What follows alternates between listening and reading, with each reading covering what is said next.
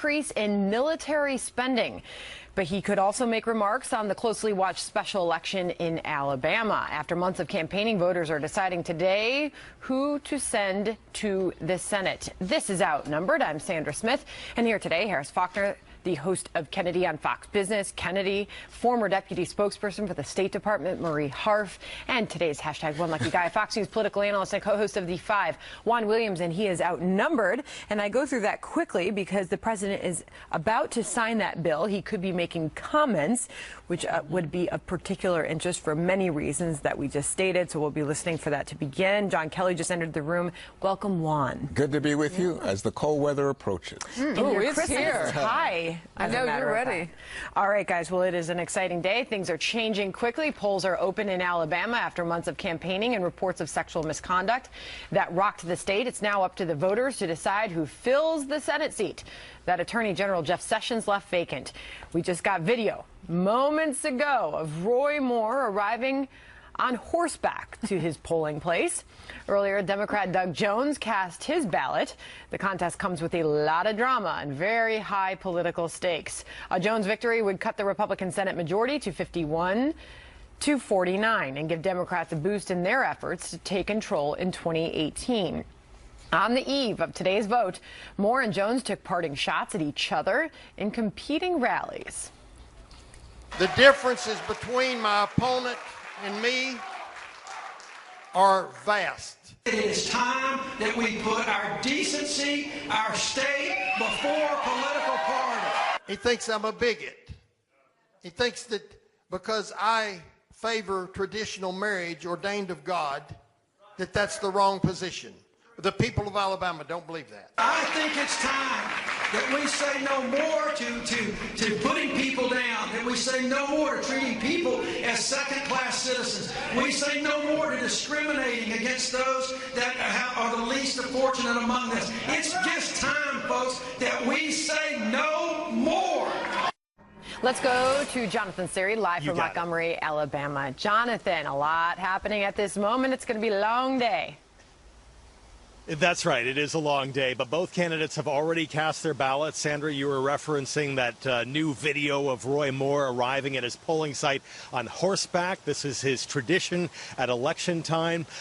He did this in Gallant, Alabama, and then in the northern part of the state, suburban Birmingham, Democrat Doug Jones cast his ballot. However, he arrived on foot. This is an important time in Alabama's history, and we feel very confident of where we are and how this is going to turn out. But more importantly, we feel so good about what we've done and what we've said to the people of Alabama and to people of the United States. Roy Moore held a Drain the Swamp rally in southeast Alabama, where he was joined by Texas Congressman Louis Gohmert, former Milwaukee Sheriff David Clark, and former White House Chief Strategist Steve Bannon. It's an up or down vote tomorrow, right? Between the Trump miracle and the nullification project. Doug Jones did some counter-programming to answer Moore's rally. He brought in former NBA star and Alabama native Charles Barkley. I mean, listen, I love Alabama, but at some point we got to draw a line in the sand. So we're not a bunch of damn idiots. And people are looking at us like they're actually thinking about voting for this guy. Let's go straight to the president. He is set to sign a bill today, potentially clearing the way for a massive increase in military spending. He's speaking now. Let's listen. Historic legislation demonstrates our unwavering commitment to our men and women in uniform, the greatest fighting force in the history of the world, and we're making it a lot better than even that. Before we begin, I want to address the terrorist attack that took place yesterday in New York City and to praise the first responders, local police, and federal law enforcement for their quick action. They did an incredible job. There have now been 2 terrorist attacks in New York City in recent weeks carried out by foreign nationals here on green cards. The first attacker came through the visa lottery, and the second through chain migration. We're going to end both of them. The lottery system and chain migration. We're going to end them fast.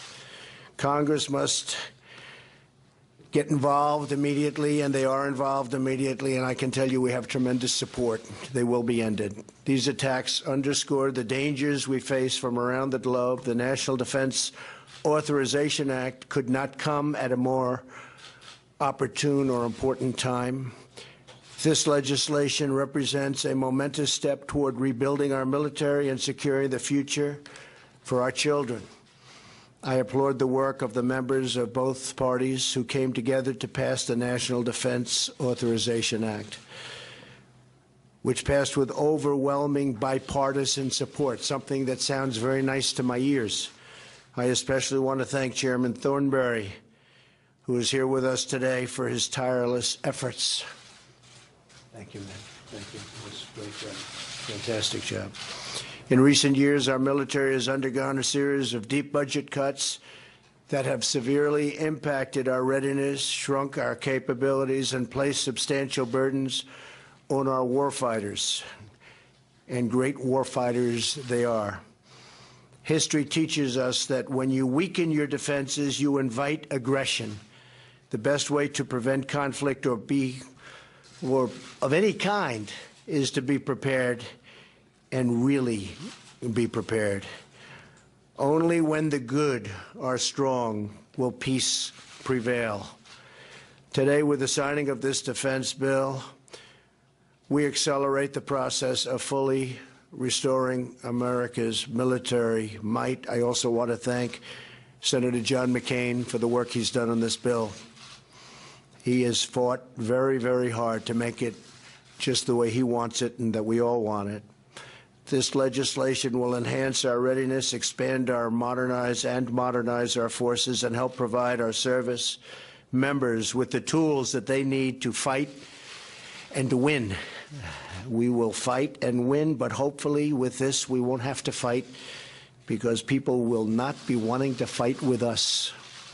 It authorizes funding for our continued campaign to obliterate ISIS. As you know, we've won in Syria, we've won in Iraq, but they spread to other areas, and we're getting them as fast as they spread. We've had more success with ISIS in the last 8 months than the entire previous administration has had during its entire term. It approves missile defense capabilities as we continue our campaign to create maximum pressure on the vile dictatorship in North Korea. We're working very diligently on that, building up forces. We'll see how it all turns out. It's a very bad situation, a situation that should have been handled long ago by other administrations. It upgrades our ground combat vehicles, allows for the purchase of new joint strike fighter aircraft, and paves the way for beautiful new Virginia-class submarines, the finest in the world. Finally, the defense bill authorizes major investments in our military's greatest weapon of all, its warriors. The NDAA increases the size of the American Armed Forces for the first time in 7 years, and it provides our military service members with their largest pay increase in 8 years. Now Congress must finish the job by eliminating the defense sequester and passing a clean appropriations bill. I think it's going to happen. We need our military. It's got to be perfecto. At this time of grave global threats, I urge Democrats in Congress to drop their shutdown threats and to send clean funding and a clean funding bill to my desk that fully funds our great military. Protecting our country should always be a bipartisan issue, just like today's legislation. We must work across party lines to give our heroic troops the equipment, resources, and support that they have earned 1,000 times over. Together, we will send a clear message to our allies and a firm warning to our enemies and adversaries. America is strong, proud, determined, and ready. And I might add, when we're completed, and it won't be that long, we will be stronger than ever before, by a lot. So thank you to all of our friends in Congress, and we do appreciate the bipartisan support. And we appreciate your hard work on this historic defense authorization. And thank you, most of all, to our brave warriors for standing watch over our country, our families, and our freedom. Brand new, beautiful equipment is on its way, the best you've ever had by far. We make the best in the world, and you're going to have it. God bless you, God bless our military, and God bless America. Thank you very much. Thank you.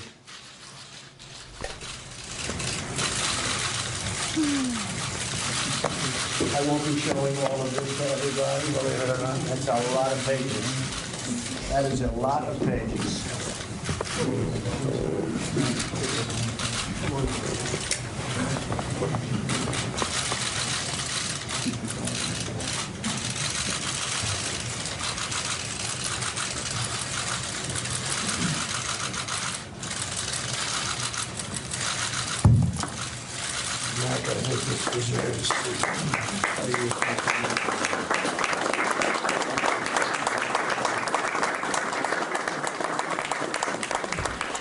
There you have it, the president signing the National Defense Authorization Act. It is a bill that authorizes a major hike in military spending and exceeds the $54 billion defense budget increase requested by Trump for 2018. Marie Harf is on the couch with us right now. What does all this mean? What did the president just sign, and what happens from here? Well, he basically signed an intention to set spending at a certain level, but we won't know the actual numbers until we get a budget through the appropriations process, which we'll see in the coming days and weeks.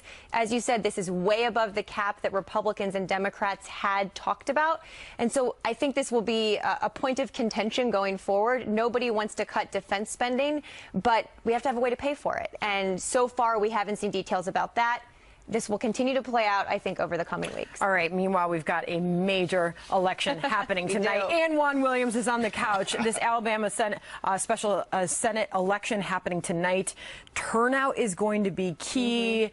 And there's, not a decisive indication where this race is going, Juan. No, a lot of uncertainty. I think there's been lots of turmoil in the last few days. We have a Fox News poll that had Doug Jones, the Democrat, up by 10.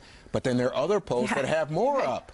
And so it looks like it's quite fluid. And I think the key point here, and you saw this over the weekend in terms of the robocalls from President Trump, President Obama, Joe Biden, the presence last night, as we saw on the screen, of Charles Barkley, the Auburn basketball All-American and star in the NBA, is that who gets their folks to the polls is going to be determinative. Who gets their people out? Now, right now, I think this is almost more of a conversation among Republicans than Republicans versus Democrats. You have Republicans, especially people like Senator Shelby, who said, I can't vote for Roy Moore, and the establishment, the business establishment in the state, yes, the senior senator from Alabama, and the business establishment in the state saying it wouldn't be good for business to attract manufacturing and work if we put someone like Moore in office. Can we talk just a second more about your question, Sandra, in terms of voter intensity? The reports are that this on the ground for election officials is looking more like a presidential election day in terms of just how much they've seen early on with voter intensity and people coming out to the polls. They still have several hours, so we don't know how it will shake out. But it's impossible to know who that benefits. But it speaks to the issue of this is not just a special election, but a specially attended to election. People are attentive about it. That's right. And I think, normally you would have very low voter turnout in these kinds of elections, given all the intense coverage, the unique situation of the race. I think you're going to see much more turnout. There aren't enough registered Democrats to win just on a turnout game. Doug Jones is going to need Republicans to either stay home or cross over. And we have seen people like Senator Shelby. There were other Republicans who've come out and said, I just couldn't do it. I couldn't vote for Roy Moore. That will be the interesting deciding factor, I think, today. And you're right. We do not know who turnout will help. Who benefits that. And I think this could go pretty long into the night tonight, if I had to guess. I'd say, it's interesting, Doug, that Shelby said he didn't vote for Doug Jones. He didn't vote for the Democrat. Right. And that is such a great point. So what we have here is the dual duopoly cartel system. You have two failing parties that no longer serve voters, who give up choices that are to many people, unfortunately, in Alabama, the lesser of two evils. And that's the choice they feel that they're forced to make. And I think it's fantastic that Richard Shelby wrote in a candidate that he believed in. And vote your conscience. That's okay. Be a little unorthodox. Think outside the ballot box for a second. So one of the things that actually is working for Roy Moore in terms of his messaging, you know, irrespective, if you will, of the allegations against him, the sexual misconduct allegations, are his Christian values among those who are being talked to as they come out of voting. Now, you can't do exit polling, you don't do that, but reporters are asking them, and you hear time and time again them pointing to those who voted for him, pointing to his Christian values, and that the rest of the stuff was, I won't even say what one woman said, but I'll just say hooey instead of what she said. And on the ground, all politics are local. Will that play out? We don't know. What does a Doug Jones victory mean for Trump's agenda? This is not good either way. Right. So that if you have Doug Jones there, I don't know how he'll vote on taxes, because I just don't know. He has not made that clear, Chandra. But what is clear is that he would caucus with the Democrats, and so he would be under pressure and expected to help fulfill a Democratic agenda. And as you know, Democrats have stayed apart from much of Trump's efforts, especially health care and even tax reform. And Doug Jones is going to walk much more of a party line than Roy Moore will. Exactly. And I think Roy Moore, the second he gets to really exercise that very vocal independence, if he is in fact elected today, he will show it, especially to Mitch McConnell. There you go. That's the key point. Well, even the latest tweet from the president talked about Roy Moore and how he votes and how he'll be much more in line with the party. All right, a busy day. A lot more to get to. New York City police charging the alleged terrorist who detonated a homemade bomb inside the city's subway system, New York City's subway system. We will tell you why he reportedly said he did it.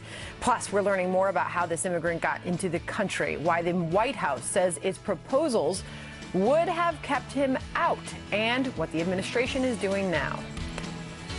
As yesterday's New York events showed, in the starkest terms, the failures of our immigration system are also a national security issue. The president is exactly right to call attention to these issues. Just moments ago, authorities announced federal terrorism charges against the suspect behind yesterday's terror attack on the New York City subway system during the morning rush hour. Authorities are saying that Bangladeshi national was inspired by the Islamic State savages.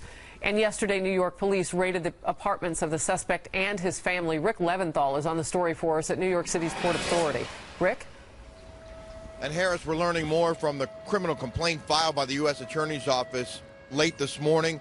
Authorities say that Akayed Ullah admitted building the pipe bomb and intentionally detonating it. He said he did it, according to authorities, for the Islamic State. The complaint says he built the pipe bomb in his Brooklyn apartment. Law enforcement sources say he gathered at least some of the materials from job sites where he worked as an electrician. The bomb was filled with explosive material and metal screws and used Christmas tree lights, wires, and a 9-volt battery for detonation. And Ullah allegedly used zip ties to attach it to his body. The complaint says Ullah's radicalization began at least 3 years ago, in 2014, when he viewed pro-ISIS materials online, and he began researching how to build IEDs on the internet about 1 year ago. We have also learned yesterday morning he posted on his Facebook account a message to the president, which I hope you can hear over the sirens behind me. That message read, "Trump, you failed to protect your nation." Authorities say Ullah acted alone and was not on the radar of the FBI or the NYPD. You've got people who are consumers of this propaganda, and these plots unfold where they're not necessarily working with anybody else or confiding in anybody else, and that's something we're still looking at here, where the conspiracy is within the confines of their own mind, and that's a very hard place to get to. Ullah now faces 5 federal charges, including material support to a foreign terrorist organization, use of weapons of mass destruction, bombing a place of public use, destruction of property by means of explosion, and use of a destructive device during a crime of violence. The investigation into Ullah's background continues, Harris, and so does the heightened security here in New York City. Rick, we heard your every word. We were hanging on them. And just to quote that suspect again, Trump, you failed to protect our nation. Is that what he said? Trump, you failed to protect our nation. He posted that on Facebook, according to authorities, yesterday morning on his way here to the Port Authority to set off his pipe bomb. And actually, we were very protected yesterday, talking about police and their quick action. Rick Leventhal, thank you very much. And this just a short time ago as well. Attorney General Jeff Sessions and the new Secretary of the Homeland Security, Kirstjen Nielsen, calling for reform of the U.S. immigration system after the White House said the president's immigration proposals would have kept the accused New York City terrorists and others out of this country. In just the last 2 months, we've seen 2 terrorist attacks in New York City, carried out by men who were here as a result of failed immigration policies. The diversity lottery, which makes no sense and has never made no sense, and chain migration. The administration is planning to modify our immigration system to end misguided and outdated visa systems. Instead, we do need to focus on merit-based system that the president has recommended. And you saw a clapback of sorts from the president just moments ago when he spoke, because he brought this issue up. He said, look, there have been 2 attackers recently. One came into this country through the visa lottery, and the other from yesterday came in through what is called chain migration. He said, we are going to get rid of both of these. Well, it's interesting to me because I think we all want to protect our country and do everything we can. But in this instance, it looks like the president is politicizing it by saying that somehow immigrants are to blame. And specifically, he's talking about chain migration. But it's not clear that this person... Wait a minute. How is that politicizing it? He's actually calling what happened what it is, because there is a familial chain in which this young man came in. Correct. And he was able to do that because he was under 21. Yeah, but it's not a result of chain migration, Harris. What He's it's a just talking result about how of... he got here. Well, that's fine. Everybody gets here somehow. But I'm saying that's part of the problem, isn't it? This guy was radicalized while here in the United States by internet material. I don't know that we know that. I think we know that pretty strong. Law enforcement has said that he radicalized here, but he was making several trips back and forth between the United States and Bangladesh. Again, there's no way to really know that, right? No, but there is. That's what they said. That was the statement that they put out. But the point is, like, you know, guys like this are going back and forth. He had a wife, a newborn baby. But he wouldn't have been able to do that if he hadn't been in the country in the first place. Yeah, but that was 7 years ago that he came here. Yeah, he was under 21. And it's really easy to look back and say that. But it's interesting because in the Gang of 8 bill, you know, which was certainly flawed, and I don't think that we're in a position bill is perfect. to grant the sort of blanket amnesty that was, but it would have gotten rid of the diversity visas and chain migration. So is the president right about this, is the bottom line? I think the president has more support for the type of immigration reform that he's proposing now that did have bipartisan support back during the Gang of 8 days. This is very different than talking about the travel ban or building a wall. I know people like to lump it into the same conversation. No, you're right. But if he can abstract that out, I think there are more people who are in favor of that kind of immigration policy. That is such a great example to the Gang of 8, because we're talking about a situation where people on both sides of the aisle could agree at this. So how far away have we moved from that? I mean, that feels like a different planet. Just thinking about it wasn't all that long ago. I know, but the Senate has changed since then dramatically. And on this issue, I think Republicans feel emboldened to run to the right because President Trump won. And look, the concept of chain migration, in theory, isn't a bad one. Keeping families together. Okay. But wait, so let me finish though. But they're not talking about breaking up a nuclear family, and that is a misnomer that gets out there. What I was going to say is how far that change should go. Should it go to grandparents? Betty's son's daughter's sister? And can we keep these programs and vet better? Or should we just say get rid of them? But Republicans are saying that. As far as I understand it, the nuclear family President Trump is saying get rid of them altogether. Okay, but let me just ask you something. I want to ask you this very quickly, though. Okay. If there were chain migration ended for countries that are part of the travel ban, and it wasn't necessarily the travel ban, but if you had countries where you ended that, would you be in favor of that? Yeah.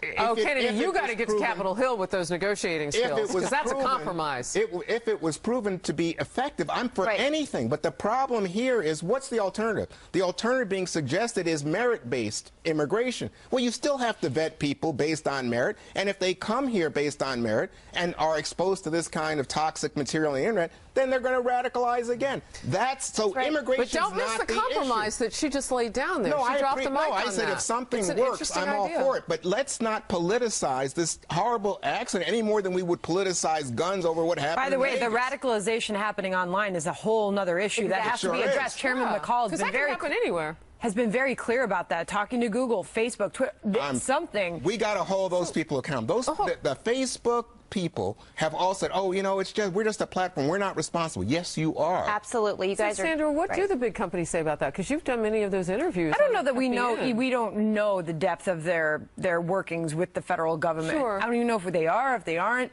Not a lot is being discussed on that, but certainly something more needs to be done because there's so many red flags that exist that they find out after the fact, unfortunately. All right. High stakes. The race that could impact the balance of power in Washington, D.C. What's at stake as voters go to the polls in Alabama's hotly contested special election? We're watching it minute by minute. And biased justice, another potential black eye for the Justice Department, just days after an anti-Trump FBI agent came under scrutiny. The president's lawyers say this supports their call for a second special counsel. We'll talk about it. Stay close.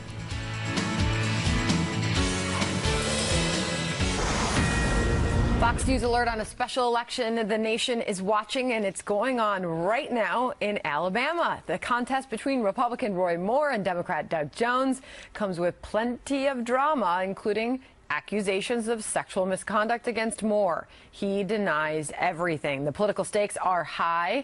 A Jones victory would cut the Republican Senate majority to 51 to 49.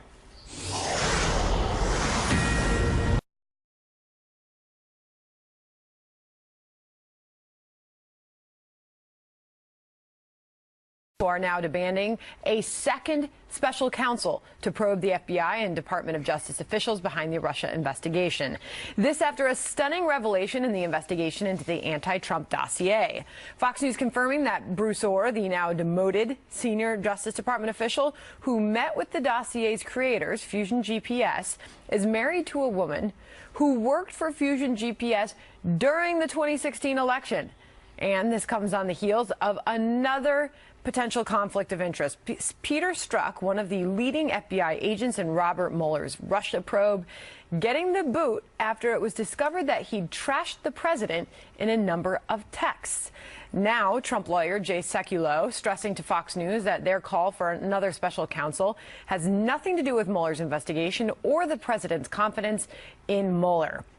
Meantime, when pressed about the calls for a new special counsel, Attorney General Jeff Sessions says he would only recommend one, quote, if the standards for a special counsel are met. You know, I always say, if it's tough for us to keep track of everything that is going on here, imagine for someone who's not actually in our business and trying to follow this at home, Juan. So much is changing on this front. And now the possibility of a second special counsel?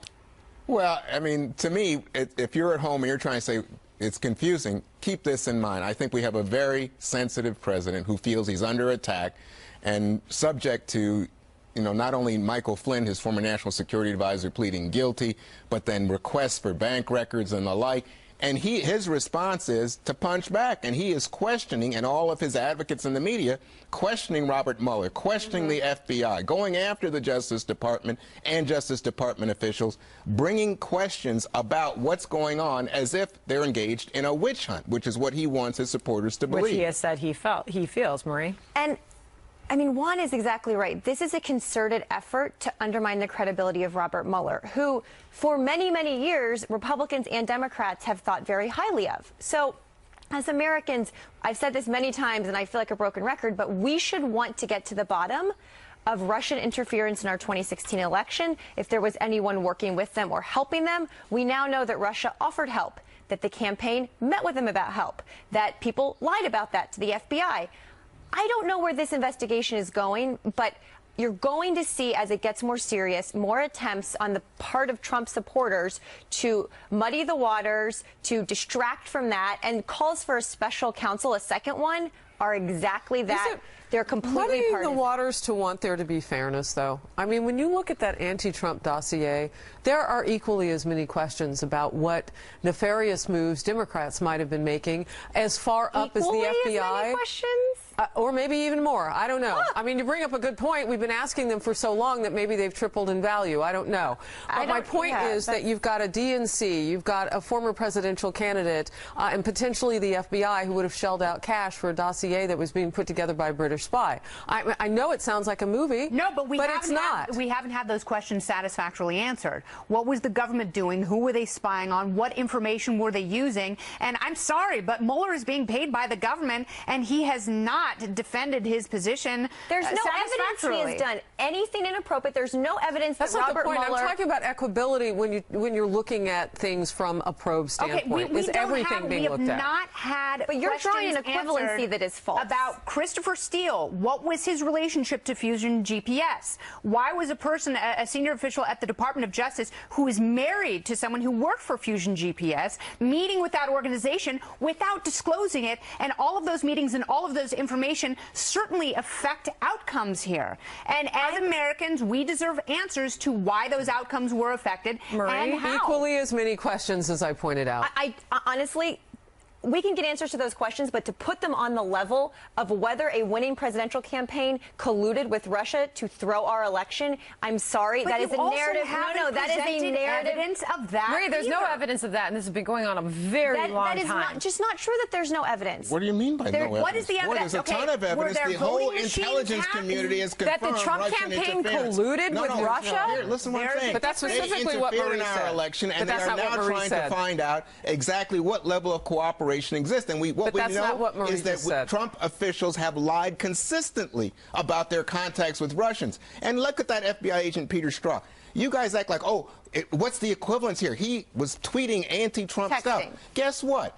He was watching a debate. How many of you on this couch weren't tweeting something about what texting? I don't think that a person anti-presidential. What are you saying? You say, oh, I like Donald Trump. I like Hillary Clinton. Oh, what a silly thing to say. You've got to be joking right now. No, I am not. You think I do that? I think tons of people across America would. Anybody on this couch. He could have affected the outcome of not only the Hillary Clinton server investigation, where he was a lead investigator. It doesn't speak to his integrity, Kennedy. We've got to leave it there. We've got a lot more to get to. You should just put the camera on me, and I will get us out of here. We're waiting to hear from female Democratic lawmakers just one day after nearly 60 of them called on the House Oversight Committee to open an investigation into sexual misconduct allegations against President Trump. What the president is saying in response to all of that, Juan Marie will be friendly at the commercial break.